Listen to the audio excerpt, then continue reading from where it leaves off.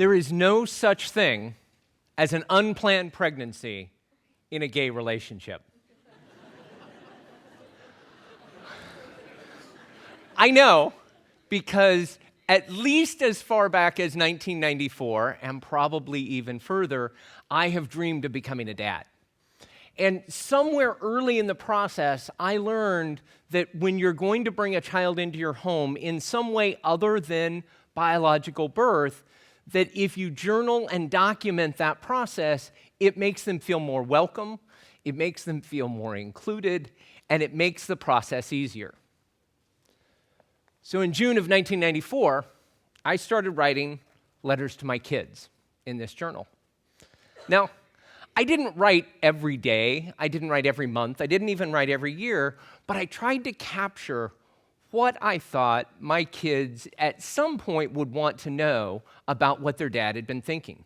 The very first entry in here talks about a family reunion that I'm headed to, and the cousins and the aunts and the uncles and everyone that my children will someday come to meet. I journaled on the night that we all found out about the dreadful bombing in Oklahoma City, where many children in the daycare center at that government office building perished. I journaled the night that my mother passed away in my arms in the hospital where she had given birth to me. And I also journaled joyous things. I journaled about my father's 90th birthday party. And sometimes it was just silly things like a child who sat next to me on a plane and a conversation that I had. But it's been a long and winding journey to parenthood. The first turning point came in that journey when in 2007, I married my husband, Ken Daigle. Now, we had just moved to California, and in 2007, there was nowhere in the U.S. that we could legally marry. And so we flew across the border to Vancouver, and we were married in a ceremony there. And then about a month later, we came back and did a friends and family celebration ceremony in New Orleans. And then in October, right before Prop 8 passed, we did a third ceremony. So he is my first, second, and third husband. And before even we had that first ceremony, we had a conversation about, do you want to have kids? And we both did. We weren't sure how, we weren't sure what it would look like, but we agreed we would probably have 2 kids, one that we would raise from an infant and another that we would raise as an older child, perhaps through foster care. But we were both busy at that point in our lives. He was in school finishing his degree to be ordained. I had gone back to school to get my doctorate in education. And so we put a pause on this until 2012. And then we began in earnest to start the process of becoming parents. We did a lot of research, and we ultimately settled on the open adoption process. Now, the way the open adoption process works here in the United States is when there is an expectant mother who realizes that she cannot care for the child that is inside of her, she reaches out to find parents or individuals who could care for that child upon birth. We felt this was the best way to match our needs and our interests, and we affiliated with an agency who supported open adoption. And the first thing they told us to do was tell everybody. Use social media, tell your friends and family, put it in your Christmas card. So we got a Facebook page, Two Loving Dads, and we got a URL, twolovingdads.com, and we began to tell everybody this is the journey that we were on. And within just a few months, we were connected with Tanya in Florida. Now, Tanya was expecting a child in early July, and we began to travel back and forth to spend time with her and get to know her because she was going to become an extended part of our family. And after our third trip to visit her, we got a phone call from the agency that she had changed her mind and that she had decided that she would parent the unborn child herself. Then we went through about a 6-month period of time where we heard from no one. It was radio silence, and it was difficult. But on Martin Luther King Day, Donna called. Donna was 3 weeks away from giving birth in Houston, and from a number of profiles, she had chosen us to parent her son. We had a bunch of work we had to get done very quickly, but we got it all together. We flew to Houston, and the night before her C-section, we met her for the very first time. And it was a great connection.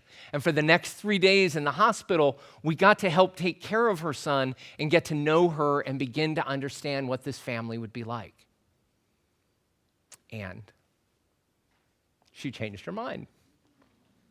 Now, there was no obligation on her part to us, and I want to live in a society where mothers have that choice to make, and she made a choice that was hard for us, but we recognized that that was not our son to parent. Now, as many of you in married relationships know, couples often process things differently. I went to the journals and I started writing long private letters to my kids about how hard this was. My husband went to the blog on our website and started sharing with the world how difficult this process had been. Because he had been public in his sharing, we got a lot of support and a lot of advice and a few things that we didn't quite know what to do with. A lot of people offered to surrogate for us, which wasn't one of the options we were considering. A lot of people told us how we should do it or what we had done wrong, which we appreciated. One family in Bakersfield even reached out to us and said, "We think you guys are going to be great dads. We have 2 kids of our own. We'd love to have a 3rd kid and just give it to you to adopt." Okay, this is a little weird. We don't know you. We met on Facebook. And she was 6 months, she had a 6-month-old that she was nursing, and we knew that this was never going to happen anytime soon. But we just kept pressing on. Then we were connected with Kathy. Kathy was living on the streets of Omaha, and she was expecting twins 6 weeks out. She had a lot of needs, and what we chose to do is I flew to Omaha, and I spent time with her trying to build a bond of trust between her and I because we came from very different worlds, and also trying to find an adoption agency in Nebraska that would be willing to let a gay couple proceed with an adoption. I failed on both counts. And ultimately, we had to tell Kathy this wasn't going to work for us, and we had to step back from the process. But then, one night, I got a text. It actually ended up being one of our 3 wedding anniversaries. I got a text from my friend Gregory, and he said, "I'm at a dinner party. What's the URL for your website?"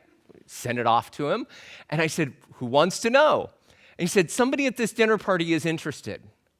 Well, that somebody ended up being a school teacher in Massachusetts who just that day had a 16-year-old come to her saying, "I'm expecting, and I don't know what to do. I don't know that I can parent this child." And we began a correspondence back and forth between the 3 of us and became very excited about Emma and her little boy due on Christmas Eve. But Emma's parents didn't feel comfortable about a gay couple adopting their grandchild. And while they had no rights in the situation, we recognized that our joy wasn't going to come at the sacrifice of somebody else's joy. And so one day over the lunch hour, I had to call Emma and let her and her teacher know that we couldn't move forward with this process, that she needed to honor her parents and find another solution for the child that hadn't yet been born. So after these 4 setbacks with these 4 different women and several others that didn't go as far as that, Ken and I decided that it probably made sense for us to go another route. And so we began the process of being certified in California to be a foster family. That meant another crate full of documentation and fingerprints and credit reports and interviews and reference letters. And we went through all of that and all of the training. And finally, this summer at the end of July, we were certified as a California foster family. And we went through the painful process of looking through binders of available children who needed parents. Right now in California, there are 48,000 children in the foster care system, just in our state alone. And we began to look at those profiles. And there was one young man's image that just screamed out at us. We saw lots of situations, but we just kept coming back to this one. And so we expressed interest, and it took 2 months of meetings back and forth before he even knew that we were interested in him. And finally we met. We had 3 different meetings before, on the 14th of October, he moved into our home as our son. It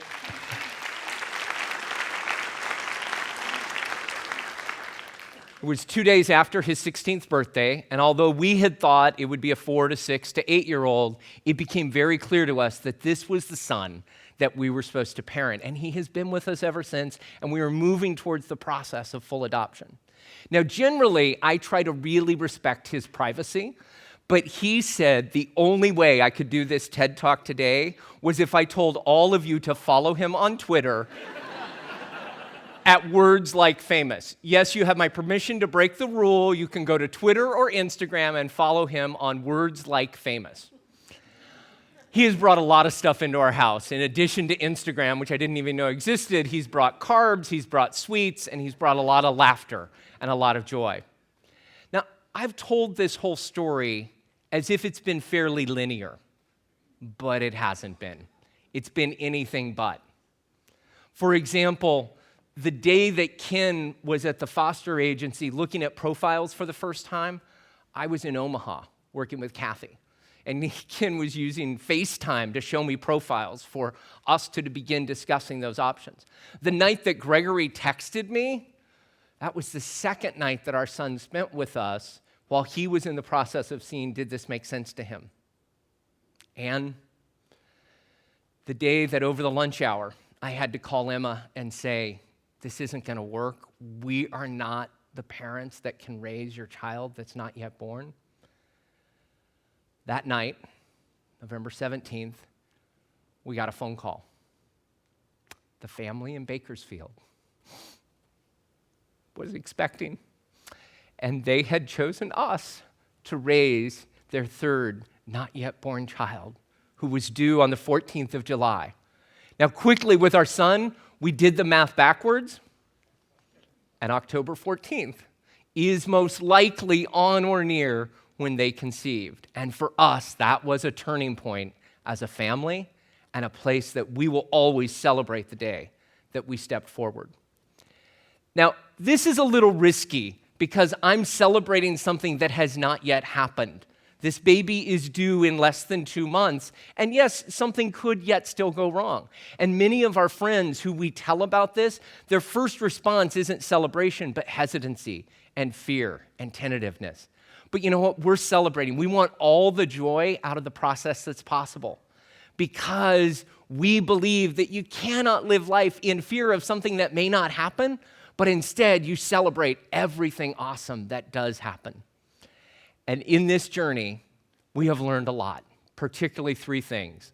1, dream big and document the dreams as you go through the process.